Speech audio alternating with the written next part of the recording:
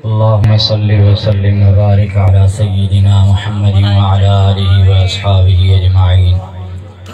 अल्लाहुम्मा रब्बि इश्रह ली सदरी व यस्सिर ली अमरी वहलुल उक़दतम मिन लिसानी यफ़क़हू क़ौली। रब्बि ज़िदनी इल्मन व फ़हमन वरज़ुक़ना शफ़ाअत हबीबिक यौमल क़ियामह। सल्लल्लाहु तआला अला हबीबिही सय्यिदिना मुहम्मदिन व अला आलिहि व अस्हाबिहि अजमाइन।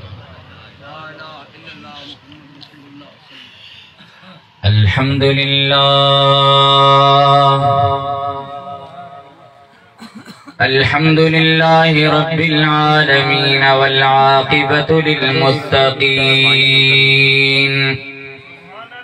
वस्सलातु वस्सलामु अला सय्यिदिल अंबिया'i वल मुरसलीन सय्यिदिना व नबिय्यिना व मौलाना मुहम्मदिन व अला आलिहि व अस्हाबिहि अजमाइन। अम्मा बाद फ़क़द क़ाल अल्लाहु तबारक व तआला फ़ी कलामिहिल क़दीम व ख़िताबिहिल अज़ीम। अऊज़ु बिल्लाहि मिनश शैतानिर रजीम। बिस्मिल्लाहिर रहमानिर रहीम। इन्नल्लज़ीना आमनू व अमिलुस्सालिहाति सयजअलु लहुमुर रहमानु वुद्दा। आमन्तु बिल्लाहि सदक़ल्लाहुल अलियुल अज़ीम व बल्लगना रसूलुहुन नबियुल हबीबुल करीमुल अमीन व नहनु अला ज़ालिक लमिनश शाहिदीन वश्शाकिरीन वल्हम्दुलिल्लाहि रब्बिल आलमीन। क्या शान अहमदी का चमन में ज़ुहूर है, हर गुल में हर शजर में मोहम्मद का नूर है। क़ाबा है आफ़ताब जमाल अहमदी, देखें न चश्मे कोर तो उनका कसूर है। क़ाल अल्लाहु तबारक व तआला फ़ी शान हबीबिही इन्नल्लाह व मलाइकतहु युसल्लूना अलन नबी या अय्युहल्लज़ीना आमनू सल्लू अलैहि व सल्लिमू तस्लीमा। सलात शरीफ सभी मोहब्बत से बुलंद आवाज़ से पढ़ो। अल्लाहुम्मा सल्लि अला सय्यिदिना व नबिय्यिना व मौलाना मुहम्मदिन व अला आलिहि व अस्हाबिहि अजमाइन।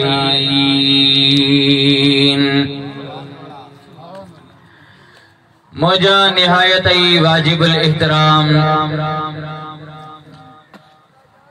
उलमाओ हुफ़ाज़े किराम हिन महफिल मुबारक में तशरीफ़ फरमा मशाइख़े इज़ाम प्यारा अजीज दोस्त मुसलमान भाइरो सभिनी जी खिदमत में अस्सलामु अलैकुम व रहमतुल्लाहि व बरकातुहू। अल्हम्दुलिल्लाह ये महफिल मुबारक दिसी करे यकीन जानियो त बेहद खुशी महसूस थी रही है।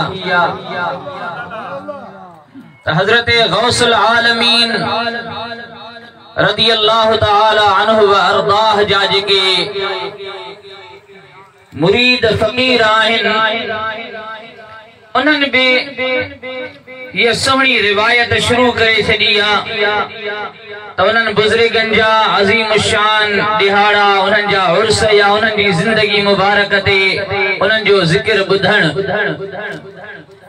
ये हिकिड़ी सोहनी रिवायत आहे।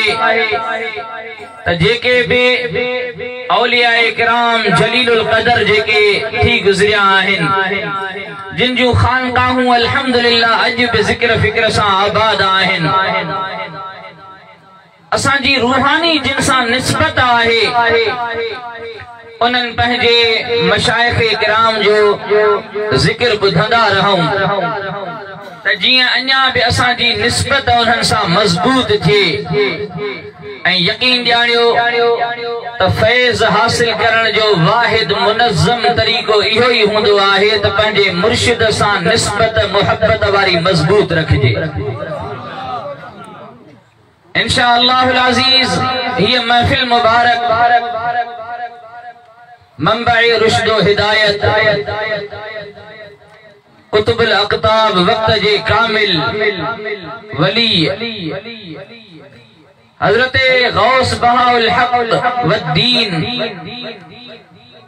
रहिमहुल्लाह तआला जे प्यारे पोटे हज़रत शाह रुकनुद्दीन नूरी हुजूरी अलैहि रहमत व रिदवान जे ज़िक्र मुबारक जे हवाले सां मुनाक़िद कई वई आहे। मूंखे हुकुम थियो आहे त मां संदुन ज़िंदगी जे मुतालिक तव्हांजी ख़िदमत में चंद ॻाल्हियूं अर्ज़ रखां। इंशाअल्लाहुल अज़ीज़ हिन महफ़िल मुबारक में जेको भी ज़िक्र थी रहियो आहे, हदीस मुबारका में ईंदो आहे ज़िक्रुल अंबिया इबादतुन व ज़िक्रुस सालिहीन कफ़ारतुन। नबियन जो ज़िक्र करण गुनाहन के मेटींदो आहे। नबियन जो ज़िक्र अल्लाह जी इबादत में शामिल आहे ऐं नेकन सालिहन बानन जे ज़िक्र करण सां गुनाह मेटबा आहिनि। जेतरी देर भी हिन जाइ ते वेठा आहिनि सालिहन बानन जो ज़िक्र ॿुधूं था, इंशाअल्लाहुल अज़ीज़ अॼु असां जो दिलियूं गुनाहन खां धोपी वेंदियूं। सभई मोहब्बत सां ज़ोर सां जो सुभान अल्लाह। कुरान करीम जी आयत मुबारका मूं तिलावत कई आहे, उन जो तर्जुमो तव्हांजी ख़िदमत में पेश कंदुसि। उन खां बाद में जेकी अल्लाह करीम मूंखां चवरायो अर्ज़ रखंदुसि। हाणे सभई मोहब्बत ज़ौक़ ऐं शौक़ सां बुलंद आवाज़ सां गॾिजी करे सलाह शरीफ़ पढ़ायो त मां अर्ज़ कयां। वॾे आवाज़ सां गॾिजी करे पढ़ायो सल्लल्लाहु अलैहि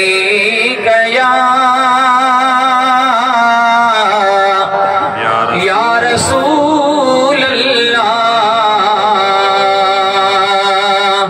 वसल्लम अलैका या हबीब अल्लाह। बड़े आवाज़ सां सभई गॾिजी पढ़ो सल्लल्लाहु अलैका या रसूल अल्लाह वसल्लम अलैका या सुभान अल्लाह। अल्लाह ताला जी ज़ात बरकत कलाम मुक़द्दस में इरशाद फरमायो इन्नल्लज़ीना आमनू व अमिलुस सालिहाति सयजअलु लहुमुर रहमानु वुद्दा।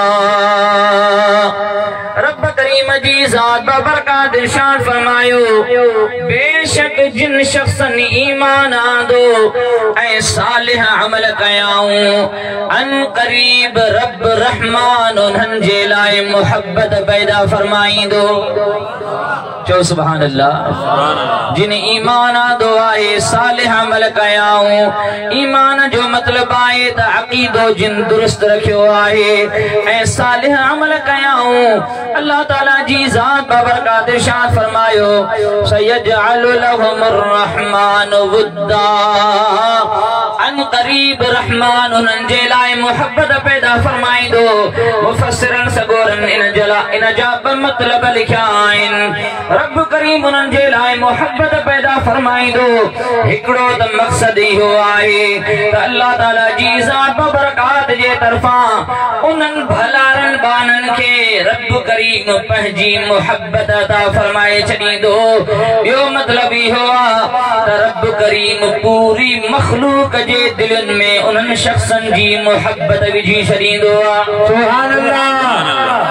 जेके ईमान आणीन था सालिह अमल कन था जेके बि नेक भलारा बाणा आहिन अल्लाह जा कामिल वली आहिन मखलूक उन्हनि सां मुहब्बत कंदी आहे असां तव्हां जेके बि उन्हनि अल्लाह जे प्यारनि वलीअनि सां मुहब्बत कयूं था इहो असांखे कंहिं ॿुधायो आहे असांजो ॿियो त को उन्हनि सां को ताल्लुक़ कोन्हे को न को अज़ाज़त या कराबत वारो वास्तो आहे न कोई कंहिं दुनिया जे कंहिं मक़सद वारो को वास्तो आहे उन्हनि अल्लाह जे वलीअनि सां मुहब्बत सां छाजे करे कयूं था इन जे करे मुहब्बत कंदा आहियूं जॾहिं उहे अल्लाह सां मुहब्बत कंदा आहिनि उहे अल्लाह जा थी वेंदा आहिनि त रब करीम आसमाननि में जिब्रील अलैहिस्सलाम खां इहे ऐलान कराईंदो आहे त ऐं जिब्रील वञी करे आसमाननि में ऐलान कर ज़मीननि में जबलनि पहाड़नि में थरनि बरनि में इहे ऐलान कर त फिलाणे बाने सां रब करीम मुहब्बत करे थो समूरी मखलूक में ऐलान कर त सॼी मखलूक उन अल्लाह जे वलीअ सां मुहब्बत करे नारे तकबीर अल्लाह या रसूल अल्लाह शान शाहरुख खान आलम नूर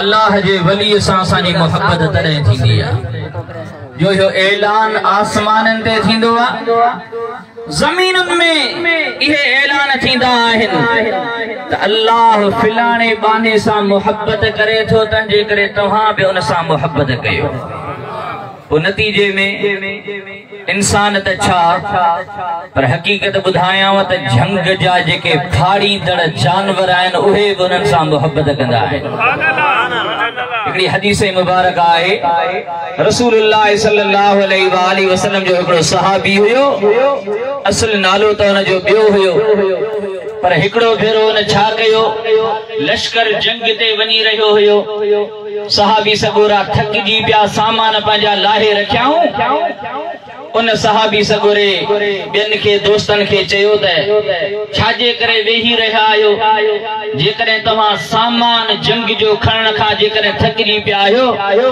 त सभई सामान मुंहिंजे मथां विझंदा वञो तव्हांजो सामान मां पाण ई थो खणी हलां सुभान अल्लाह जॾहिं सहाबन सगोरन सामान पंहिंजो हुन जे कुल्हे ते रखियो त सुभान अल्लाह उनखे बार महसूस ई न पियो थिए सुभान अल्लाह पाण करीम सल्लल्लाहु अलैहि वसल्लम जिन जीअं जो उनखे ॾिठो महबूब करीम फरमायो त अंत सफीना तूं त ॼण त को ॿेड़ो आहीं छाई बेड़ो जीअं बार खणी हलंदो आहे तू त बेड़ो आहीं सफीना आहीं उन खां बाद में सहाबी सगोरे सभिनी दोस्तनि खे चयो त अॼु खां बाद में मुंहिंजो नालो उहो आहे जेको नालो मूंखे मोहम्मद करीम सॾियो आहे सुभान अल्लाह अॼु खां बाद में मूंखे पंहिंजे नाले सां केरु बि न सॾे मुंहिंजो नालो सफीना आहे मूंखे सभु सफीना सॾींदा कयो हिकिड़े ॾियारे हज़रत सफीना रज़ी अल्लाह ताला अन्हु लश्कर खां पोइ हिते रहिजी वियो आहे ॿियो लश्कर जंग जे तरफ़ वञण जे लाइ अॻिते रवानो थी वियो आहे हज़रत सफीना उन्हनि खां जुदा थी वियो पोइ हिते रहिजी वियो हबीब करीम सल्लल्लाहु अलैहि वसल्लम जो इहो सहाबी राति जे टाइम ते जीअं जो वञे उन टाइम ते रस्ता कोन हुया रोड ठहियल कोन हुया पथरेली सरज़मीन ते किथां निशान नज़र अचनि जबलनि में पहाड़नि में के निशान कोन हुया ख़बर नाहे लश्कर केड़े पासे वियो आहे उहो हज़रत सफीना रज़ी अल्लाह ताला अन्हु ॻोल्हींदो अची करे हिकिड़े झंग में वञी करे हिकिड़ी घाटीअ में पहुतो आहे जीअं जो हुन जाइ ते वञी करे पहुतो ॾिसे त अॻियां ख़तरनाक बबर नर शेर शींहं बीठो आहे उन गजगोड़ करे हज़रत सफीना ते हमले जी तयारी कई आहे इएं गजगोड़ जो कयाई सफीना रज़ी अल्लाह ताला अन्हु बीही करे उनखे चवे थो त झंग जा जानवर फाड़ींदड़ ख़बरदार मुंहिंजे तरफ़ मतां वधियो आई तोखे ख़बर न आहे त तमा केर आया चवे तो या अबल हारिस अना सफीनत मौला रसूलुल्लाह सल्लल्लाहु अलैहि वसल्लम। हजरत सफीना रदियल्लाहु ताला अन्हु तो फरमाए ऐशी मुझी गाल बुधी छड़ मां इए को निधन को कोन आया तोखे खबर हुजे त मां सफीना मोहम्मद करीम जो गुलाम आया। सुभान अल्लाह सुभान अल्लाह। रसूलुल्लाह जो गुलाम आया। हदीस मुबारका में आए त शींह जीअं जो इहो ॾिठो फौरन पंहिंजो कंध झुकाए छॾिया। हज़रत सफीना खां साइड ते थी करे कुछ इए लोडण लगो झुकाए करे कंध ॼण त हज़रत सफीना के चवे थो त जेकॾहिं तू रस्तो भुलजी वियो आहीं त हाणे अच मुंहिंजे पुठियां त मां हिफ़ाज़त सां तोखे रस्तो ॾेखारे ॾियां। सुभान अल्लाह। त जेके अल्लाह जा उन जे महबूब जा थी वेंदा आहिनि त सॼी मखलूक उन्हनि जी थी वेंदी आहे। सुभान अल्लाह। अर्ज कयम पे त जिब्रील अमीन ऐलान कंदो आहे सॼी मखलूक जे लाइ ऐलान थी वेंदा आहिनि त फिलाणे बाने सां अल्लाह मोहब्बत थो करे तंहिंजे करे तव्हां बि उन सां मोहब्बत कयो। ऐं उहे छो इन मंज़िल के कीअं पहुचंदा आहिनि। हदीस मुबारका में आहे ला यज़ालु अब्दी यतक़र्रबु इलैया बिन नवाफिल। कुदसी हदीस हबीब करीम फरमायो त रब करीम तो फरमाए मुझो बानू नफली इबादत जे ज़रिए मूंखे वेझो थींदो वेंदो आहे वेझो थींदो वेंदो आहे एस्ताई हत्ता अहबबतुहु एस्ताई जो मां रब करीम पान उन सां मोहब्बत कंदो आहियां। फइज़ा अहबबतुहु कुन्तु समाहु الذي يسمع بها وبصره الذي يبصر بها। हबीब करीम सल्लल्लाहु अलैहि वसल्लम फरमायो रब करीम तो फरमाए जॾहिं मां उन बाने सां मोहब्बत कंदो आहियां त पोइ मां उन जा कन बणजी वेंदो आहियां जिन सां उहो ॿुधंदो आहे। मां उन जूं अखियूं बणजी वेंदो आहियां जिन सां उहो ॾिसंदो आहे। यदहु लती यबतशु बिहा रब करीम फरमायो त मां उन जा हथ बणजी वेंदो आहियां जिन सां उहो पकड़ींदो आहे। पेर उन जा हूंदा आहिनि उन में हलण जी ताक़त रब करीम जी हूंदी आहे। अंदाज़ो लॻायो त जॾहिं हथनि में अखियुनि में कननि में ॿुधण जी ॾिसण जी वठण जी ताक़त उहा रब करीम जी हुजे त पोइ कहिड़ो उन जे लाइ परे या वेझे जो फ़ासिलो कहिड़ी माना रखे थो। का बि ॻाल्हि उनखे परेशान न कंदी आहे भले हिते वेठो हुजे हज़ारे मैल परे बि उहो ॾिसी सघे थो। इन जे करे त अखियूं उन जूं आहिनि उन में ॾिसण जी ताक़त रब करीम जी आहे। नारे तकबीर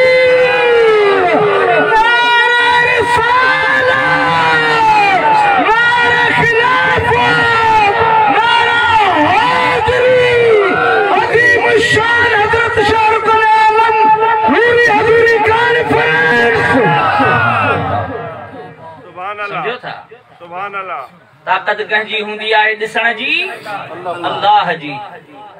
ॿुधायो त इहो एतिराज़ी अजायो आहे त अल्लाह जो वली किथे वेठो आहे हिते कीअं ॾिसंदो कीअं ॾिसंदो जो रब करीम जो फरमान